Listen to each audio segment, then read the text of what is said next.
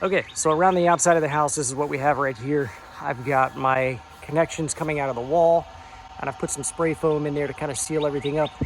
And I've just got my wiring just kind of hanging at this point. So what I'm going to work on next is I've actually poured a little concrete pad here because I did not want to connect that to the wall. I don't want the vibration coming through. Obviously, that's my master bedroom right there. And I didn't want the vibration coming through the wall even though it's block. I'm kind of a light sleeper and stuff like that will drive me crazy. And I'm going to go ahead and put my wiring just kind of right here on the wall. So I do have my little fusible link box. I'm going to go ahead and get that set up on the wall real quick. So looking at the other boxes around the house, it looks like those boxes are at least 4 feet off the ground. So I'm going to mark 4 feet. So we've got to mark 4 feet off the ground. The next thing I'm going to do is just make sure it's level. At least 4 feet and level.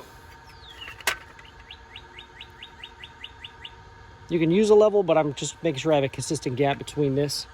If you're not putting it right up against something like that, I would recommend a level, obviously. I'm going to mark off where my anchor points need to go. Then I'm going to go get a drill with a concrete bit. So another thing I like to do before trying to use a concrete bit on the concrete is you can see how the stucco is kind of textured. When you start trying to use your masonry bit on there, the bit tends to kind of want to walk around a little bit. So I just take this and start a little bit of a dimple in the wall so my bit doesn't walk around as much. So you just have a little dimple to start.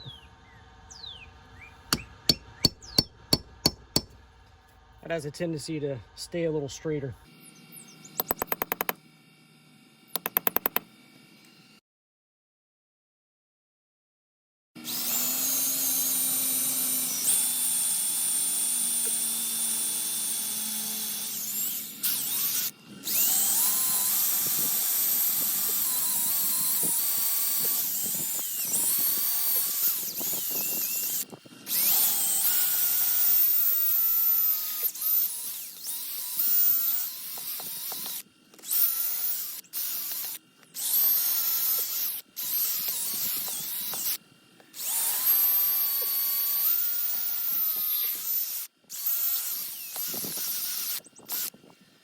I'm going to go ahead and start that top anchor. Hang my box. And then start running some of the other anchors.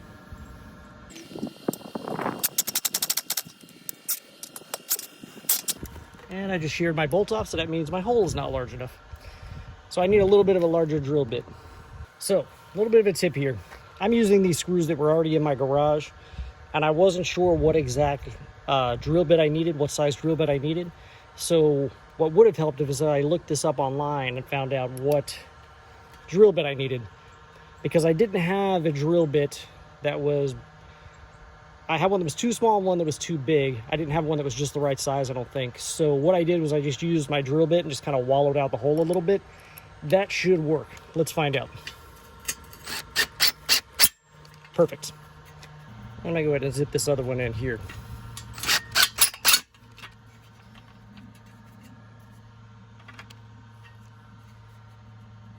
All right.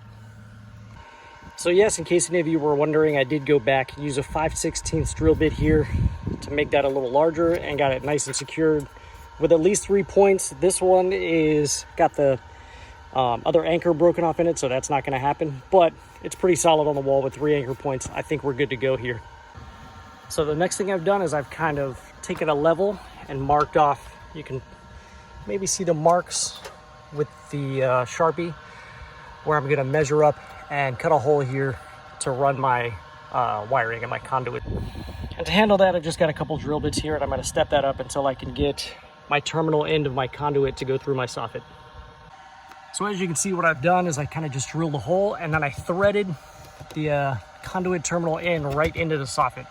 So that's going to prevent any chafing on the wire in here and be a nice safe passage through the soffit there. So now it's time to get in the attic. Okay, so with regards to running this wiring through the attic, you can see I've taken one of those little fiberglass non-conductive rods and stuffed it up into where I've got my conduit terminal end. And I'm going to go into the attic, run my wiring from my breaker box down there up into the attic and then over to here, and then tape it to that rod with some duct tape and pull it through. So yeah, attempting to show you what's up in the attic. This is what I've done. And I've duct taped my wire to my little glow rod there, and then I'm gonna pull it down and out of the attic. All right, so at this point, I'm just gonna work on handling some conduit.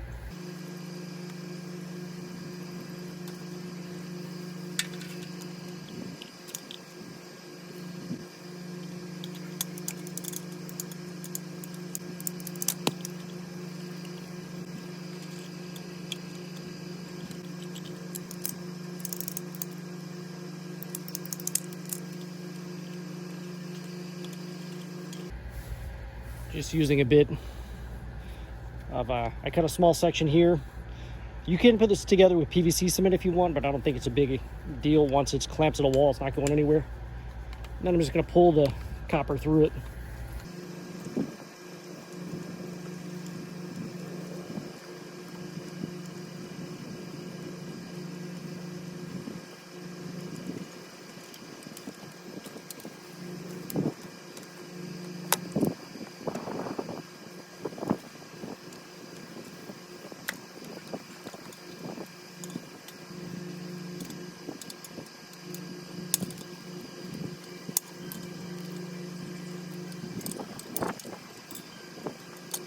Just broke off the little knockoff in here.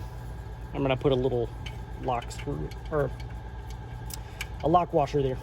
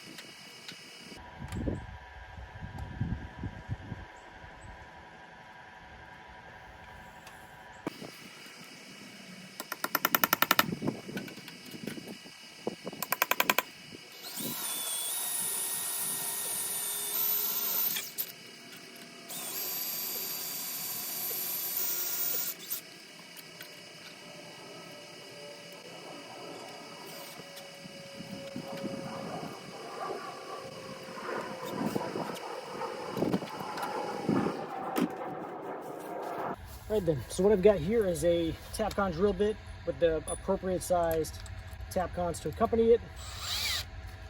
I'm gonna go ahead and put some holes in this concrete for some Tapcons.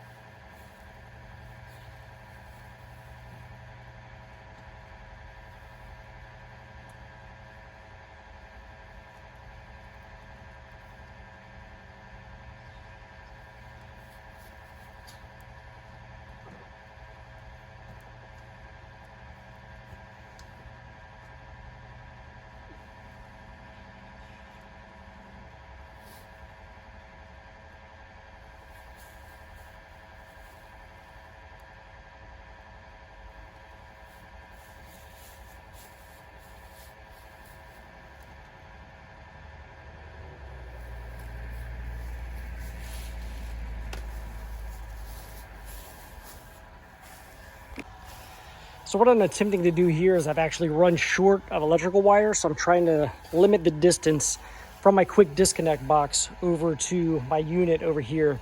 And I've got plenty of hose to be able to do that. I'm actually maybe gonna have to loop that around a little bit. But the next thing I'm gonna do here is drill a couple of holes and put in some Tapcons to hold my little bumpers down for my footing.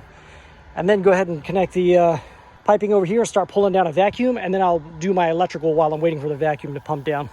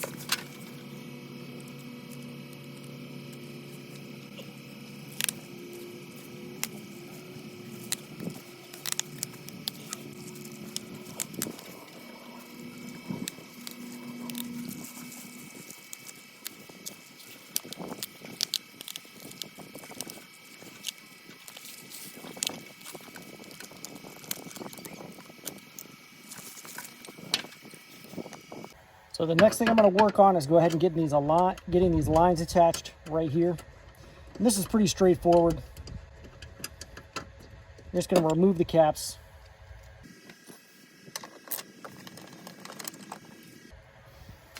Remove the little caps that are on here. I'm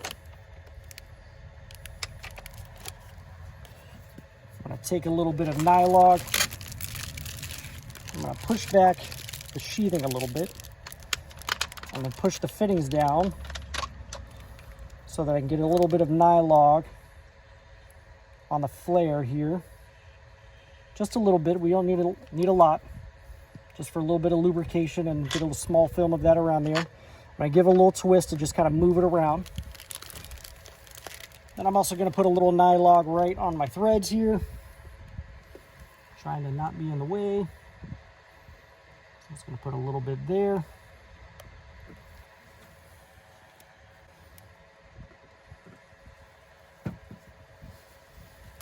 And then we're going to make sure that this goes on nice and straight.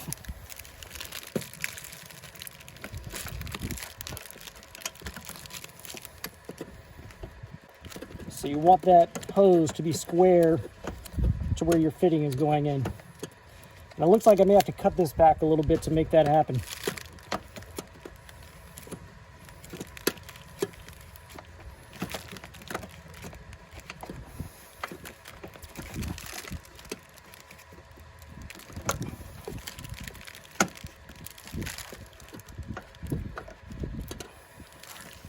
I'm gonna grab a razor and cut that back.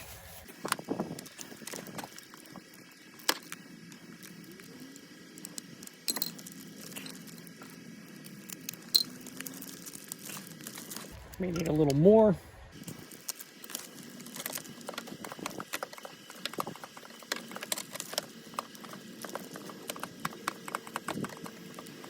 There we go.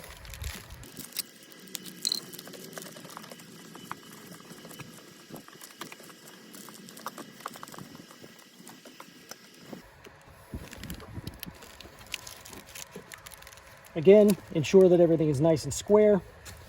And then you want to come back and torque this down. Now make sure to check your installation manual for the proper torque specs.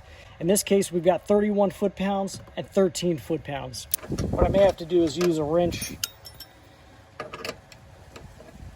find the proper size, and hold this, because you don't want to put too much pressure on this fitting. You see it's trying to bend as I'm applying the torque.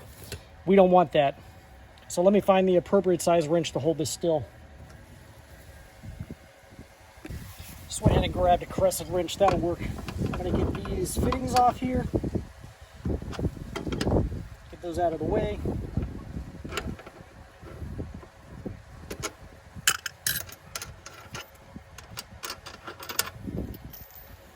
Then I'll I'll be able to put this right here to hold this in position, keep it from flexing, and then go ahead and apply my torque.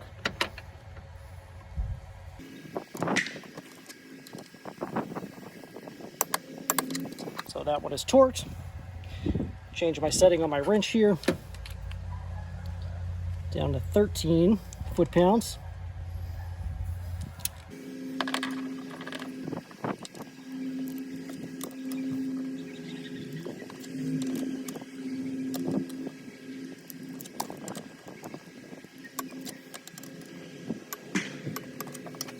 And there we have it. Everyone, if you enjoyed today's video, I would invite you to go ahead and hit the subscribe button down below right there on the right-hand corner. And if you felt that the products in today's video is something you might like to own yourself, there's a product link right up there to the right, upper right-hand corner, or down in the description will be a product link for you to purchase the product as well. Thank you very much for watching YouTube.